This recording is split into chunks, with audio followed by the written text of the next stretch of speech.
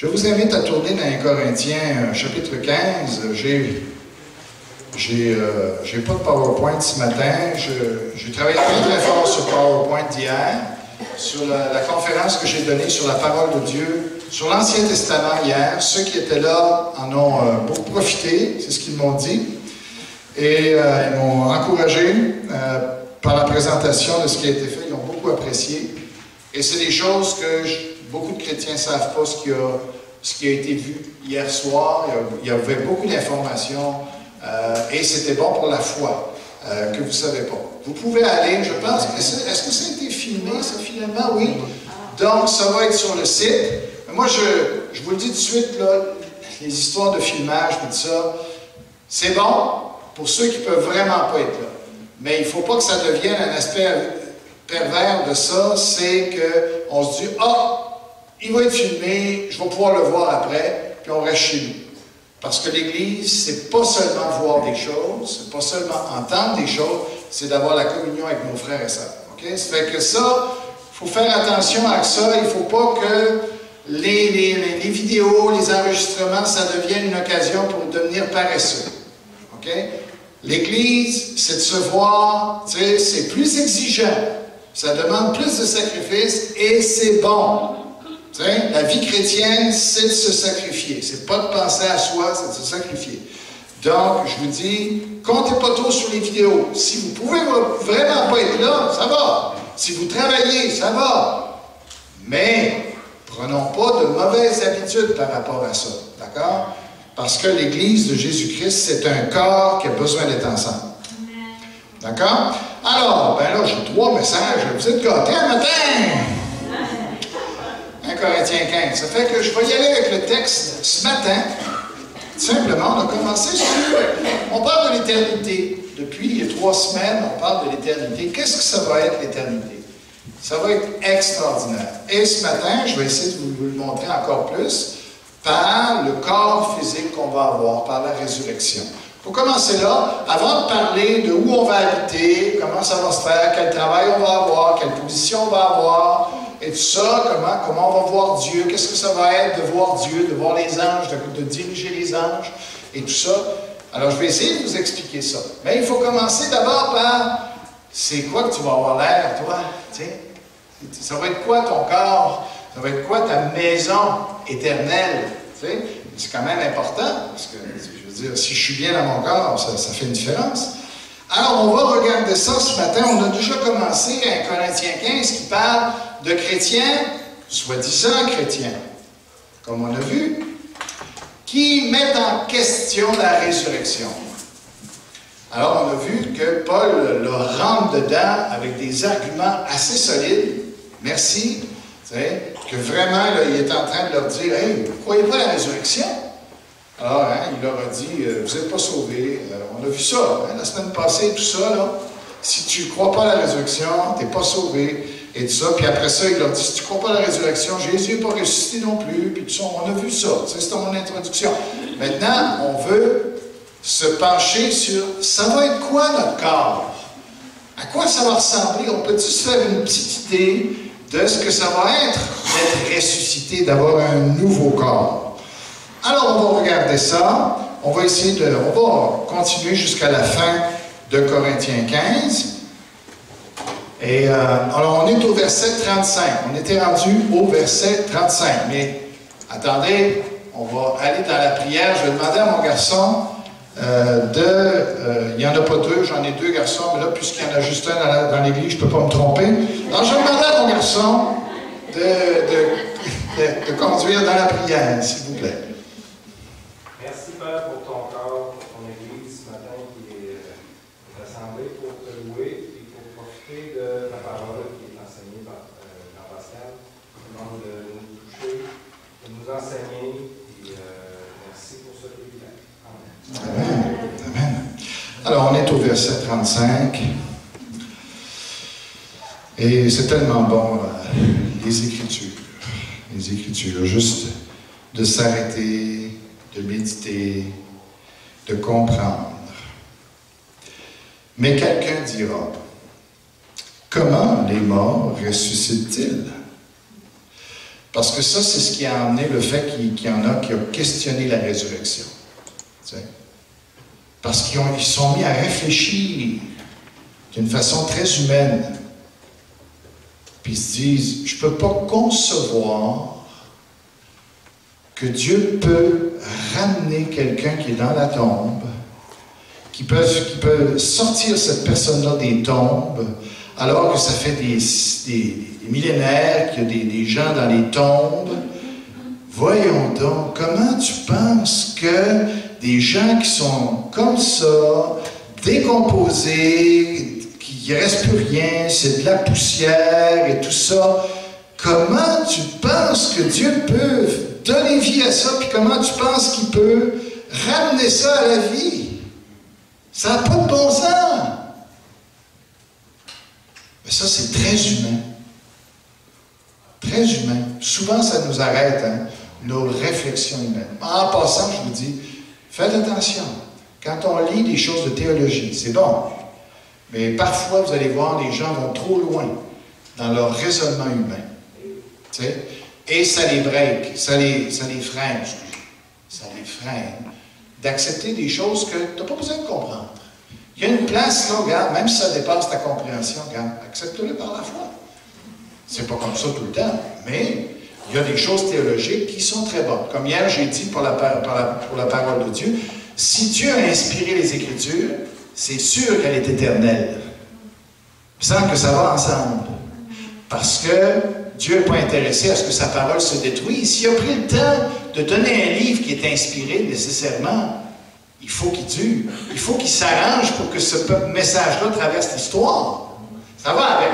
Ça, c'est théologique comme pensée. Mais des fois, les gens vont trop loin dans leur théologie. Puis ces chrétiens-là allaient trop loin dans leur réflexion puis disaient, voyons donc.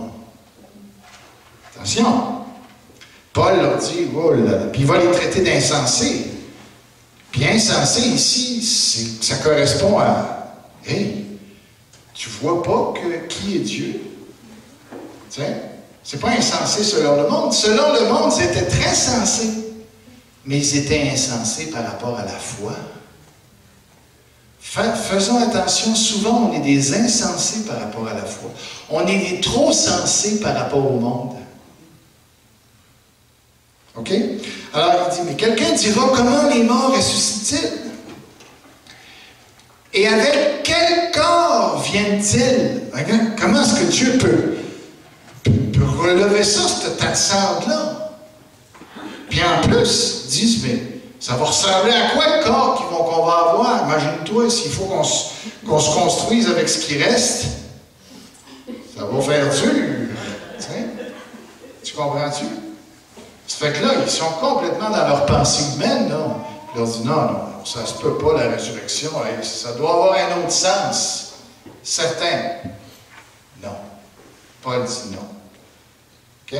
Puis en même temps, j'aimerais vous dire, il y en a beaucoup qui se posent des questions par rapport, qu'est-ce qu'il faut faire pour les funérailles?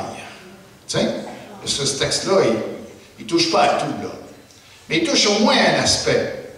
Au moins, il faut que vous réalisiez, puis on va le voir tout à l'heure, que ça n'a pas d'importance.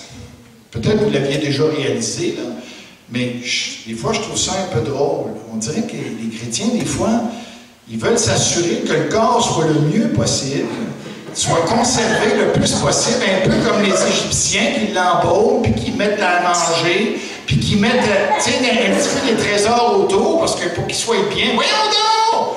C'est quoi cette histoire-là?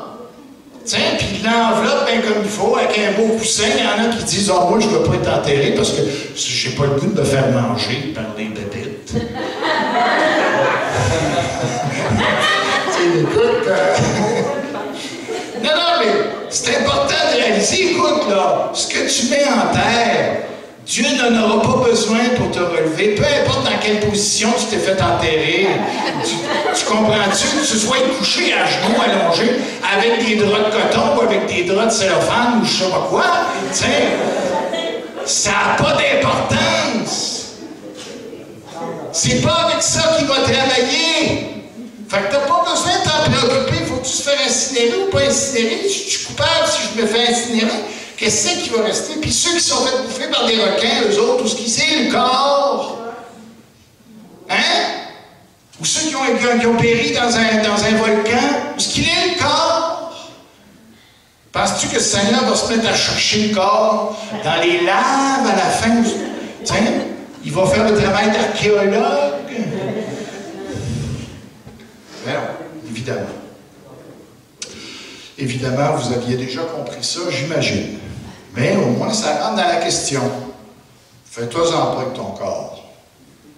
Peu importe dans quelles conditions que tu l'enterres, ça ne gênera pas le Seigneur pour la résurrection. Il ne te manquera pas ni un bras ni une oreille. Bon, il dit ici, insensé. Insensé. Et que vous réfléchissez donc pas avec la foi. C'est ça qu'il leur dit. Puis, Paul, hein, il y en avait juste quelques-uns dans l'Église qui se mettaient à douter de ça, mais on dirait que la contagion était pognée dans l'Église. Tu sais, le virus était rentré, là, il y en avait juste quelques-uns qui croyaient ça au départ, mais là, ils répandaient ça dans l'Église, c'est comme une traînée de poudre. Les chrétiens se sont mis à douter, parce que c'est bien plus facile de douter que de s'attacher à la parole de Dieu, puis de croire ce qui est impossible à l'être humain, vous comprenez? Donc, c'est dangereux. Fait que, de façon générale, moi, je dis, Paul, il me semble que tu aurais pu être un peu plus délicat que ça. Tu aurais pu dire, vous qui croyez pas à la résurrection, hein, vous êtes des insensés. Non, non, il s'adresse à toute l'Église, puis il dit, insensé. Ça montre que le problème était que ça commençait à se répandre dans l'Église. Alors il leur dit, vous réfléchissez comme des hommes. Vous ne réfléchissez pas avec l'Esprit de Dieu, avec les possibilités de Dieu. Insensé, ce que tu sèmes ne reprend point vie. Alors c'est clair. Ce qui va aller dans la tombe, là, c'est pas ça que le Seigneur va ressusciter. OK? Donc, ça c'est une bonne nouvelle. D'accord? Parce que j'aimerais pas vivre avec mon corps qui va être dans la tombe pour le reste de l'éternité. On voit ça des fois, les vampires, là, puis les... Comment est-ce qu'on les appelle, là, les zombies, là? J'espère que c'est pas ça la résurrection. Mais c'est pas ça. D'accord? Alors, ce que tu sèmes ne reprend point vie s'il ne meurt. Ah, il faut que ça meure. Mais ça ne veut pas dire que Paul dit tout le monde va mourir, parce que plus loin, il va nous dire tout le monde ne mourra pas. C'est pas ce qu'il veut dire. Mais il dit, même si ton corps se décompose, puis que tu es entièrement détruit, fais-toi-en pas avec ça. C'est pas ça qui va revivre. OK? Alors, puis même, ce qu'il est en train de dire plus loin, il dit, il faut même que ça meure.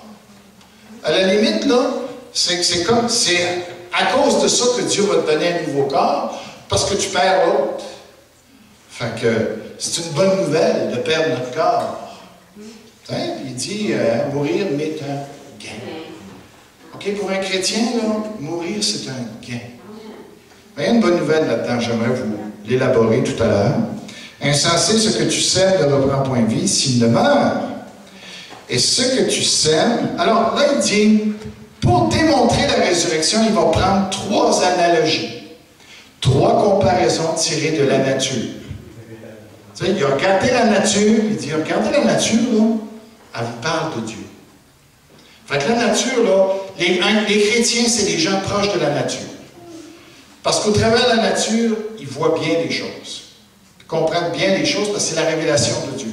La première révélation qu'on a de Dieu, elle se trouve dans la nature. Alors, il faut regarder la nature. Puis Paul avait contemplé la nature, puis il dit, je vais vous tirer 3 analogies de la nature qui vont vous démontrer que c'est vraiment pas un problème pour Dieu de ressusciter un nouveau corps, de vous redonner un nouveau corps. Il dit, premièrement, prenez la question des plantes, la question des semences, hein, comment ça marche au niveau de la vie végétale. Bon, il dit, vous savez comment est-ce que c'est. C'est dommage que Simon n'est pas ici ce matin, parce qu'il aurait pu nous décrire un peu des semences. C'est quoi? Moi, je ne suis pas très fort dans les semences. Quand mon père m'envoyait au jardin pour mettre les semences, je ne regardais pas trop à quoi ils ressemblaient, parce que ça me tannait. Alors, j'ai pas beaucoup d'expérience quand même avec les semences, mais je sais que c'est pas gros. T'sais. Mais Paul nous dit, quand tu mets ça en terre, pas une grosse semence qui pousse. Tu sais, tu mets une fève, mettons, mets ça en terre. C'est pas une grosse fève qui pousse. Comprends-tu qu'elle ne gonfle pas, là, puis elle sort de terre, puis là, tu te retrouves quasiment une fève de 2-3 pieds. Pas de même, ça marche! Tu sais, à la limite, même, tu mets ça, puis si tu n'avais pas vu ce que c'était déjà, c'est intéressant, on te donne un paquet de semences, tu ne connais rien des semences. On te met un paquet de semences dans les mains, tiens, toutes différentes. Es-tu capable de t'imaginer de qu'est-ce que c'est que ça va sortir de là? Non, ça ne ressemble pas du tout à ce que tu as dans la main. Tiens, puis il dit, plus loin, il dit, alors, il dit, et ce que tu sèmes, ce n'est pas le corps qui naîtra. Alors, c'est clair, on ne se ressemblera pas. Il va y avoir quelque chose de commun, OK? Mais la composition de notre corps ne sera pas la même que celle que l'on a là, que celui qu'on a là. Le texte ici parle de deux choses. Il va y avoir quelque chose qui va se ressembler, mais ici il est en train de dire quelque chose qui sera très, très dissemblable. OK? Alors il nous dit, ce que tu sèmes, ce n'est pas le corps qui naîtra. C'est un simple grain de blé peut-être ou d'une autre semence. Alors ça va être la même chose pour nous. Ce qu'on va mettre en terre, dans sa constitution, c'est vraiment pas ça qui va se relever pour l'éternité. OK? Ça va être complètement autre chose. Mais il y a un lien quand même. Parce que si tu sèmes une graine de carotte, ça a des graines, les carottes? Oui. Oh, hein? C'est minuscule, les graines de carotte. Oui. Ah bien, une graine de carotte, tiens, il n'y a pas de hasard là-dedans. Tu mets une graine de carotte, ce n'est pas des betteraves qui vont sortir. Et pas des patates qui vont sortir. D'accord? Ça fait que toi, quand on va te mettre en terre, tu n'es pas perdu. Quand tu vas mourir et tu vas aller dans la tombe, ta personnalité ne sera pas perdue. Il y a un lien. Ce qu'on va mettre en terre, c'est ce qui va ressusciter. Tu vas te reconnaître dans l'éternité. Tiens? Mais ton corps, lui, va être très, très, très, très différent. OK? Donc, vous me suivez là-dedans? C'est pas compliqué. Okay? Vous me dites, voyons, pasteur André, ça fait longtemps qu'on a compris ça. Ah, OK. Verset 38. Puis Dieu lui donne un corps comme il lui plaît. Ah! Fait que c'est Dieu qui a décidé. Carotte, en bout de ligne, ça va donner ça. Dieu, dans sa souveraineté, ça fait que normalement, un jardinier, il devrait être en admiration, il devrait voir un miracle. C'est vrai, hein? Tu mets une affaire de même, puis après ça, tu nourris toute sa famille. Des fois, tu en donnes aux voisins parce qu'il y en a trop. Puis c'est sorti de ça, tu te dis. Tiens, si on t'avait demandé au départ, tu crées ça, qu'il va y avoir des poches de carottes? Puis ça va ressembler à ça, Dieu. Me semble, tu pousses un peu fort. Tiens. Mais c'est ça pareil. Ben, pour l'éternité, c'est la même chose. On va te mettre en terre, mais tu n'as pas vu qu'est-ce qui va sortir de là, par exemple. Ça va être incroyable. Le corps qu'on va avoir. Ça fait que nous, là, quand on se voit vieillir, qu'on se voit perdre nos capacités et tout ça, ben nous, on ne s'accroche pas à ça. T'sais, on n'a pas besoin d'aller chez l'esthéticienne, on n'a pas besoin d'aller chez le chirurgien esthétique, on n'a pas besoin de se payer des fortunes. Ça ne veut pas dire que c'est pas bon le sport, mais on n'est pas des accros, des gens qui paniquent parce que il faut absolument se préserver, se garder, puis on n'est pas capable de vivre avec nos rides, on n'est pas capable de vivre avec notre vieillesse. Êtes-vous bien dans votre vieillesse? Mais ça, là, ça prouve pas qu'on n'a pas été fait pour 20 ans. Oui. Ça, on n'a pas été fait pour nous voir détériorer. Non, c'est ça. C'est une anomalie. C'est une anomalie.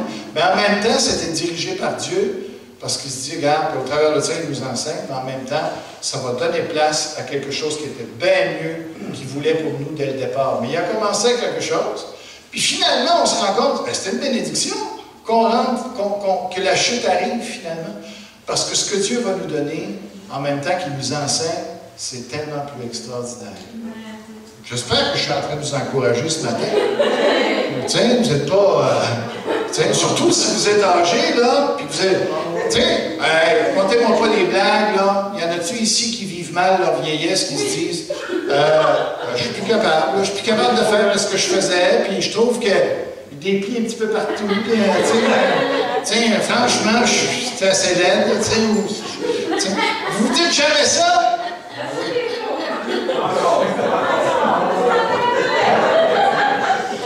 On ne trouve pas ça drôle, mais en même temps, non, moi je ne regarde plus à ça. Non, on va suivre son cours, là, et puis ce que je regarde, c'est, ça sent bien. Une autre street, ça sent bien. Un autre petit, ça sent bien. Les affaires qui bougent en dessous des bras, ça sent bien.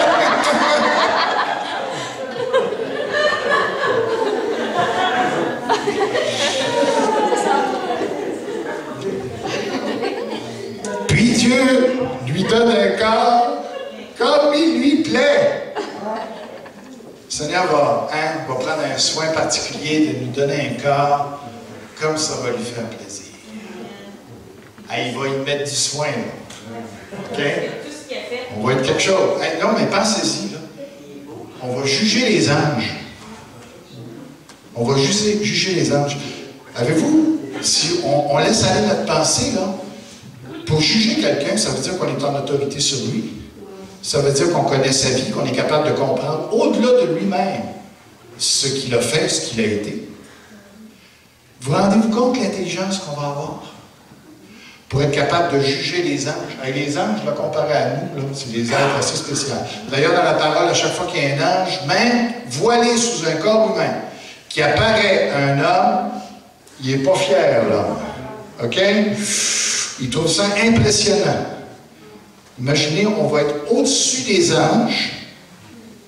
On va avoir une intelligence supérieure aux anges. On va avoir un corps supérieur à celui des anges. Rendez-vous compte? La dignité que Dieu va nous donner. On n'a pas besoin de s'accrocher comme à une épave qui va couler. On peut se laisser aller. Comme on dit aux morts, accroche-toi pas. Laisse-toi aller. Laisse-toi aller. Puis, pas les morts, mais... Parce que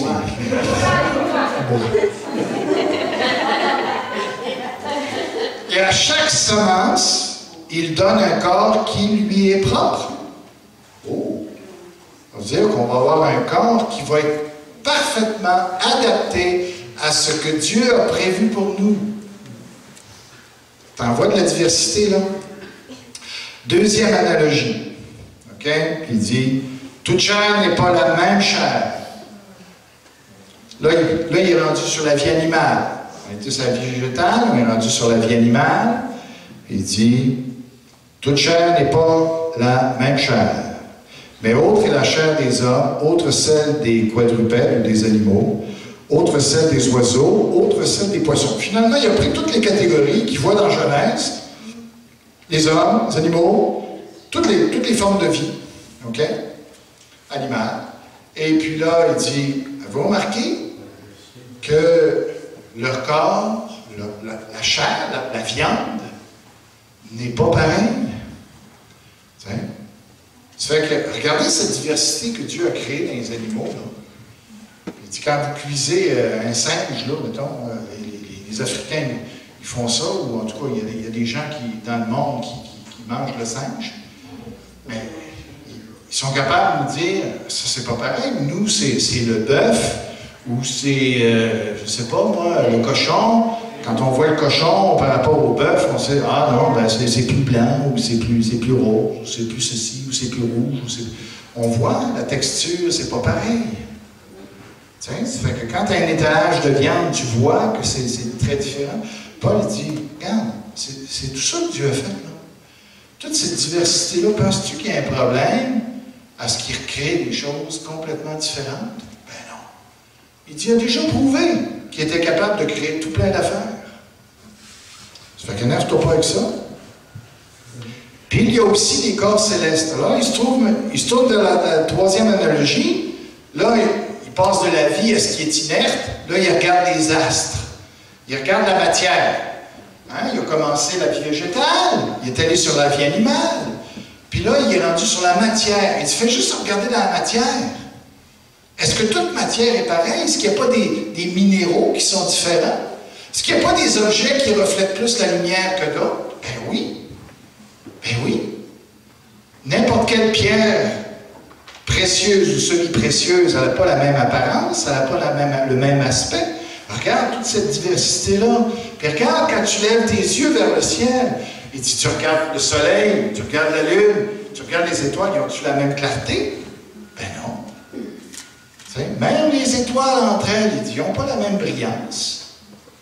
Si tu avais compris, là, Dieu est en train de t'enseigner notre monde. C'est pas le vrai monde ici.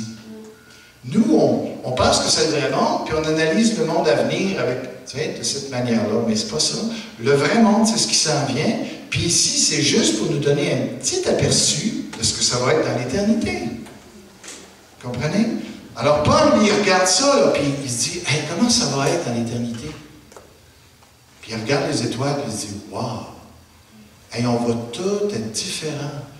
On va avoir tous des aspects différents. Puis comment est-ce que, Seigneur, tu es incroyable. Tu vas créer une diversité. Tu sais? On n'aura pas la même gloire dans l'éternité. On n'aura pas les mêmes honneurs. On n'aura pas les mêmes positions. On va tous être heureux. On va tous être contents de le poste que Dieu va nous donner. On va être satisfaits. On va être comblés. Mais on n'aura pas tous quand même la même position. Satisfaits, oui, mais pas dans la même place. Pas dans les mêmes responsabilités, dans les mêmes honneurs. C'est ça qui nous attend. Puis ce qui est merveilleux, c'est que dans ce monde, on est né dans des familles qui nous ont déjà déterminé en grande partie ce qu'on serait. Nous, là, en tant que chrétiens, on a la liberté de se préparer à déterminer nous-mêmes, en quelque sorte, qu'est-ce qu'on va être dans l'éternité par notre fidélité. Ça fait que c'est bien plus juste ça que la plupart d'entre nous, on a subi, je dirais tout le monde, on a subi la condition dans laquelle on est né. On n'a pas eu de choix là-dessus. Mais pour l'éternité, on a quelque chose, on sait que ça s'en vient. Donc, il nous dit, préparez-vous. Pour ça qu'il va terminer le texte, puis il va dire, hein, à la fin complètement de Corinthiens, il dit, ainsi, mes frères bien-aimés, soyez fermes, inébranlables, travaillant de mieux en mieux à l'œuvre du Seigneur, sachant que votre travail ne sera pas vain dans le Seigneur. Il dit, la résurrection s'en vient. Faites travailler fort. Préparez-vous. Tu sais? Alors, c'est notre privilège à nous de savoir que ça s'en vient. Alors, voilà. Est-ce que j'ai déjà assez parlé? Non, il y a encore pas mal de temps. Êtes-vous fatigué? Ça va? C'est supportable? OK. Verset 42. Ainsi en est-il de la résurrection des morts. Le corps est semi-corruptible, ça veut dire qu'il se défait. Ça veut dire que notre reproduction cellulaire ralentit avec le temps. Ça veut dire que quand on perd nos cellules sont toujours en train de se renouveler, puis on a des cellules osseuses, on a des cellules musculaires, on a des cellules nerveuses qui rebâtissent les tissus, qui reforment les os. On a des usines. Dans notre corps, vous avez plein d'usines qui travaillent fort pour replacer, reproduire, reconstruire tout ce qui est détruit, tout ce qui est brisé, tout ce qui est perdu. C'est continuellement en travail dans votre corps. Et puis, mais ce que ça dit, c'est que la machine finit par s'épuiser. C'est que les machines s'usent, sont moins fonctionnelles, travaillent moins fort, les cellules sont fabriquées à un rythme moins rapide, puis il y a des déficiences qui finissent par se créer. Puis là, les tissus commencent à être affectés. Les tissus sont moins denses, les masses sont moins compactes. Il y a plus de vide qui se crée, puis ce qui fait qu'on se désorganise.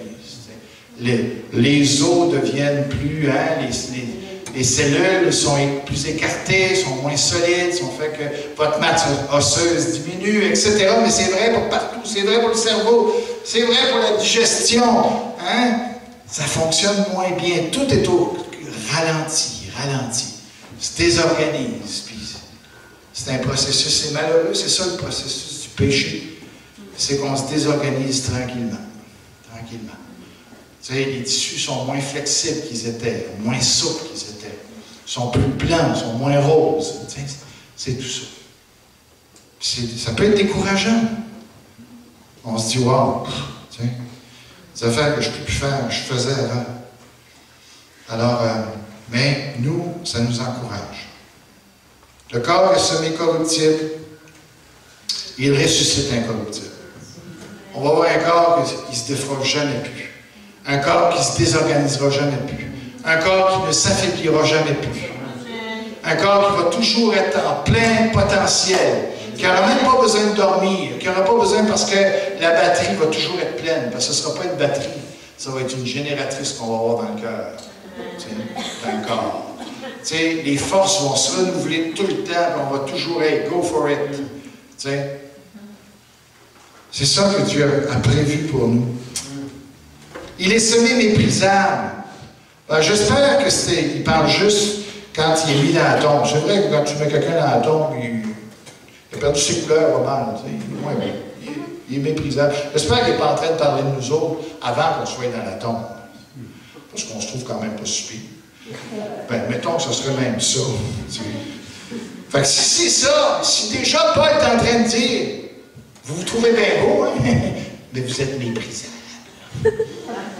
Alors, dans le fond, c'est encore plus encourageant. Parce que si c'était dans le tombeau seulement qu'on est méprisable, on se dit, bon, on ne sera pas méprisable. Je suis déjà pas méprisable par rapport à ça. Vous comprenez? Mais si c'est maintenant que je suis méprisable, alors qu'on se pense si beau que ça, c'est encore plus encourageant parce qu'on se dit, hey, oh là là, je vais être une merveille au ciel. Alors, tu es semi-méprisable, tu ressuscites glorieux. Glorieux, je veux dire. Wow! On va employer une expression québécoise, on va dire, hey, tout un pétard.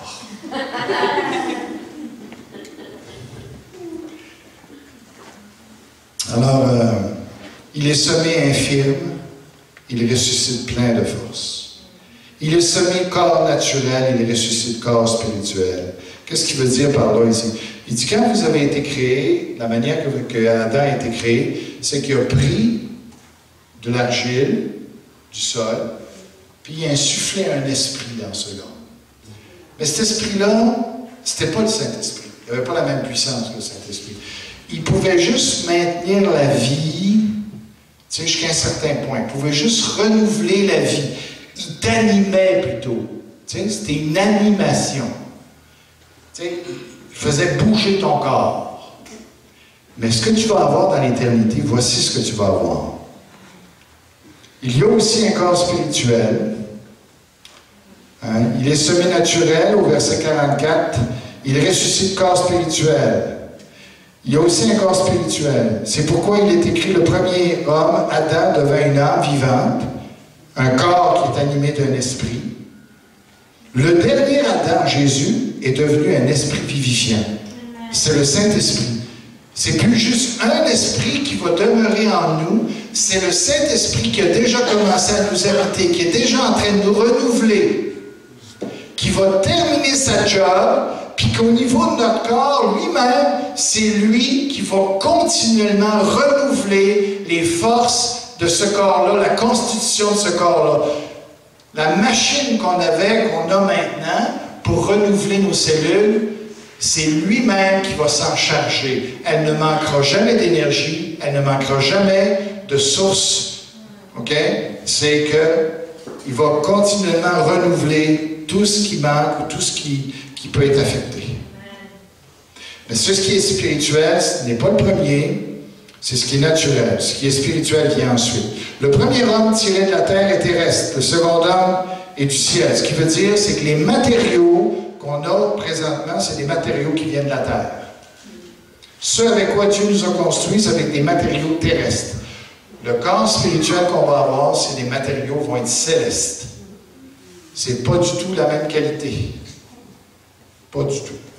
OK? Alors, il dit, « Et de même que nous avons porté l'image du terrestre, nous porterons aussi l'image du céleste. » Ce que je dis, frère, c'est que le sang, la chair et le sang ne peuvent hériter le royaume de Dieu et que la corruption n'hérite pas l'incorruptibilité. Alors, ce corps-là ne rentrera pas au ciel, ne rentrera pas dans le royaume de Dieu parce qu'il n'est pas du tout adapté. Tu sais? C'est une autre dimension, c'est une autre qualité, c'est quelque chose qu'on ne connaît pas même, qu'on aurait pu voir en Jésus, mais c'est autre chose qu'on va avoir. Et ça, là, Dieu n'en veut pas au ciel. C'est pas approprié. Voilà. Alors, je peux... Ouais, les petits amis en bas, ils vont trouver que... Il ne faut pas que vous alliez les déranger, là. Je vous laisse aller en récréation, là. OK. Bon, je vais terminer le chapitre quand même. Verset 51. « Voici ce que je vous dis un mystère. Nous ne mourrons pas tous, mais tous nous serons changés. » Il y en a autrement dit qui vont avoir leur corps ressuscité sans avoir passé par la mort. Ils vont être vivants, en train de fonctionner, puis d'un coup, le Seigneur revient, d'un coup, ils sont transformés dans leur corps, ressuscités, mais sans avoir passé par la décadence de la mort. Okay? C'est ce qu'il dit ici. En un instant, en un clin d'œil, ça va se faire comme ça. Quand le Seigneur va revenir, eh bien, on va être... tous ceux qui sont vivants à ce moment-là, ceux qui sont dans les tombes vont sortir des tombes, si on peut parler comme ça. J'ai quelque chose à expliquer là-dessus, là. Mais ceux qui sont vivants, eux, vont être complètement absorbés dans le corps éternel. C'est ça notre espérance. Hey, c'est quelque chose quand même d'avoir une description de ça et penser. On est quand même gâtés d'avoir une description de ce qui va se passer. Si on y croit, c'est la foi qui détermine tout. Mais qui c'est qu'il y a cette espérance-là dans le monde, là? Quelque chose, ça. Une description semblable de ce qui s'en vient, là. L'apôtre Paul, là, d'où c'est qu'il prend ça, ces informations-là? Il nous dit, c'est le Seigneur qui m'a instruit, moi. Alors, il dit après, à la dernière trompette. Ah ben là, ça c'est très débattu. C'est quoi ces trompettes-là? Ben, j'aimerais juste vous faire réfléchir quand même sur 2 points. Alors, moi je crois que les trompettes ici, c'est les mêmes trompettes que dans Matthieu 24. C'est les mêmes trompettes que dans 1 Thessaloniciens chapitre 4. C'est les mêmes trompettes qui sont décrites dans l'Apocalypse. Pourquoi? Bien, il y en a d'autres qui vont dire, non, il ne faut surtout pas les mêler, là. OK, d'accord. On ne les mêlera pas, là. OK, il y a des trompettes pour l'Église, puis il y a des trompettes à la fin des temps. OK, on ne les mêlera pas. Sauf qu'on ne peut pas juste arriver à des choses comme ça, il faut vraiment démontrer ce que je dis, ou ce qu'on dit. Alors, je vais juste vous faire réfléchir quand même sur 2 choses. Je ne peux pas m'ostiner sur ces affaires-là. Mais, dernière trompette. Qu'est-ce que ça veut dire, ça? Bon. Première des choses, ça veut dire qu'il y a une série de trompettes.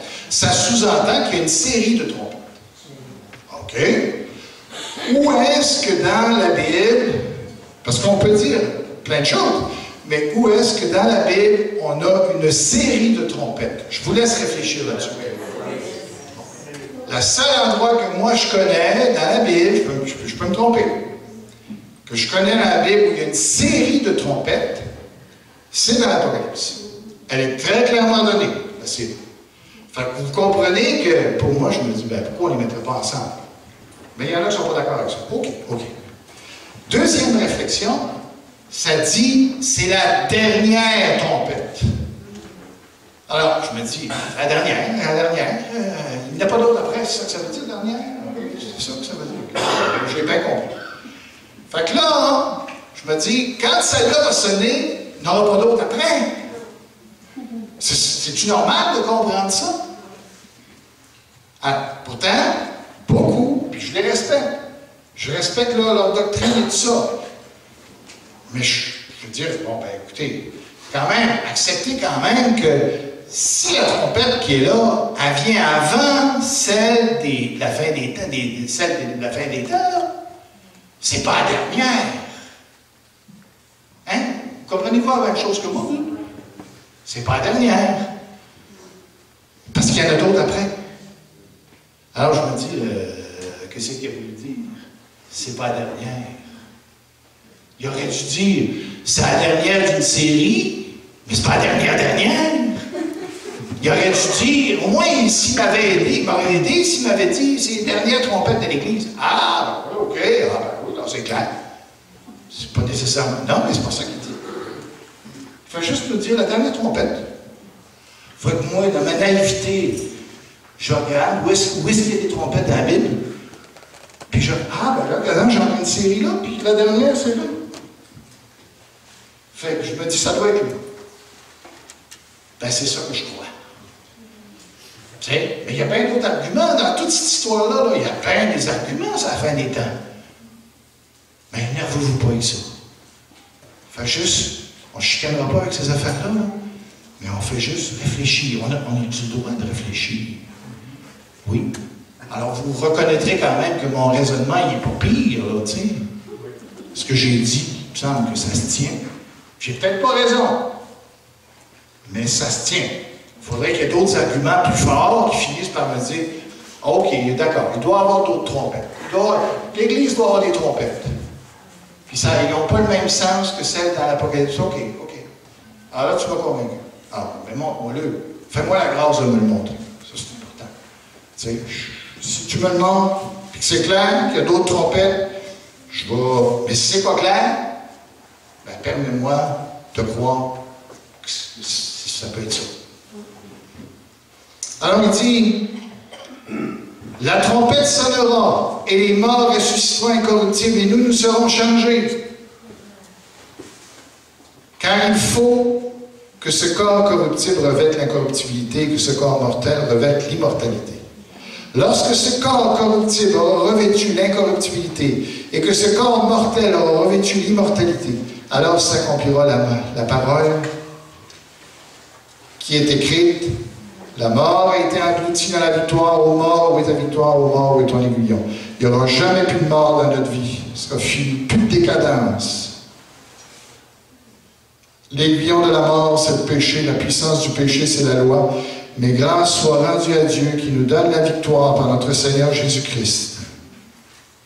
Ainsi, mes frères bien-aimés, soyez fermes, inébranlables, travaillant de mieux en mieux à l'œuvre du Seigneur. Alors, on va terminer ici pour ce matin. Mais normalement, ils finissent à midi. Il ne faudrait pas aller les déranger. Les parents, n'allez pas chercher vos enfants tout de suite parce que ça va embêter les moniteurs. Fait que jasez entre vous, puis en même temps, je vous encourage, invitez-vous le midi. Qu'on solidifie de plus en plus les liens de l'Église. Restez pas à l'écart. Invitez ceux que vous n'avez pas l'habitude d'inviter. C'est important. OK? Pour qu'on puisse resserrer les liens, s'il vous plaît. Alors, prions. Tendre Père, que tu puisses bénir ta parole ce matin. Merci pour ce qu'on a pu voir et que tu puisses vraiment, vraiment, Seigneur, nous affermir dans notre compréhension des Écritures. Au nom de Jésus. Amen.